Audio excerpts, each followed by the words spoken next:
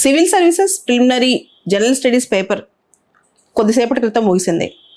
Civil services prelims 2023 cut offs ఎలా ఉండొచ్చు అని చెప్పి ఊహించే వాళ్ళకి ఒకసారి పేపర్ మీద ఇనీషియల్ ఇంప్రెషన్స్, అంటే పేపర్ అయిపోగానే చూస్తే ఎలా అనిపించిందో ఒకసారి చెప్తాను. ఈ పేపర్లో కాంప్లెక్సిటీ అనేది కొంత పెరిగిందని చెప్పాలి. కాన్సెప్ట్ బేస్డ్ క్వశ్చన్స్ కన్నా కూడా ఫ్యాక్ట్స్ బాగా తెలిస్తేనే ఆన్సర్ చేయగలిగిన క్వశ్చన్స్ చాలా ఉన్నాయి. దాంతోపాటు ఎలిమినేషన్కి స్కోప్ కొంచెం తక్కువ కనిపిస్తుంది ఈ పేపర్లో. లాస్ట్ ఇయర్ పెయిర్స్ ఇచ్చి ఏ పేర్ కరెక్ట్ అనేది కొన్ని క్వశ్చన్స్ మాత్రం 4-5 క్వశ్చన్స్ మాత్రమే అలా ఇచ్చారు. ఈ సంవత్సరం దాని సంఖ్య బాగా పెరిగిందనమాట. అంటే కాంప్లెక్సిటీ పెరిగిందని అర్థం చేసుకోవచ్చు. ఓవరాల్గా అన్ని సబ్జెక్టులో డీటెయిల్డ్గా ఫ్యాక్చువల్గా గుర్తున్న వాళ్ళకి మాత్రమే ఈ పేపర్ బాగా చేసే ఆస్కారం కనిపిస్తోంది.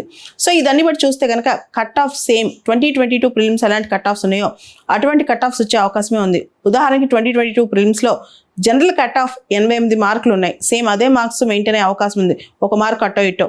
అలానే ఈడబ్ల్యూఎస్ కట్ ఆఫ్ 82 ఉంది last year. Same EWS category వాళ్ళ కట్ ఆఫ్ జిఎస్లో అంతే ఉండొచ్చు. OBC cut off 87.54, SC cut off 74, ST cut off 69 to 70 and disability వాళ్ళకి ఇంకా కట్ ఆఫ్స్ తగ్గే అవకాశం ఉందన్నమాట. ఓవరాల్గా cut offs last year cut offs maintain అయ్యే అవకాశం ఉంది. దీంతో పాటు పేపర్స్ ఒకసారి చూస్తే కనుక polity questions 16, environment questions 12. Environment questions చూస్తే క్వశ్చన్స్ సంఖ్య తగ్గాయి కానీ క్వశ్చన్స్ చాలా కాంప్లెక్స్గా ఉన్నాయన్నమాట. చాలా టఫ్గా వచ్చాయి ఎన్విరాన్మెంట్ క్వశ్చన్స్. తర్వాత economy questions 19, current affairs questions 5. కరెంట్ అఫైర్స్లో కూడా స్పోర్ట్స్ మీద కొంచెం ఎక్కువ ఫోకస్ చేశారు. Science and technology questions 10. తర్వాత మనకు గమనిస్తే హిస్టరీ క్వశ్చన్స్ 12, జాగ్రఫీ క్వశ్చన్స్ దాదాపు 20 దాకా వచ్చాయి. అంతర్జాతీయ సంబంధాలకు సంబంధించి 6 క్వశ్చన్స్ వచ్చాయి.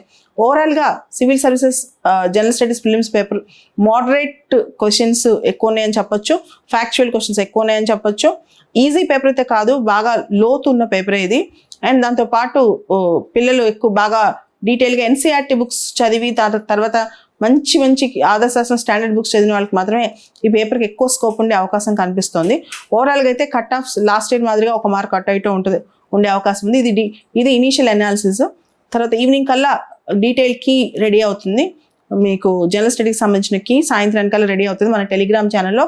తర్వాత మన యూట్యూబ్ కమ్యూనిటీ పోస్ట్లో వీటన్నిటిలో కూడా మన కీ చూడొచ్చు. ఈ కీ చాలా జాగ్రత్తగా ప్రిపేర్ చేయబడింది కాబట్టి ఈ కీ మీరు అథెంటిక్గా కూడా తీసుకోవచ్చు.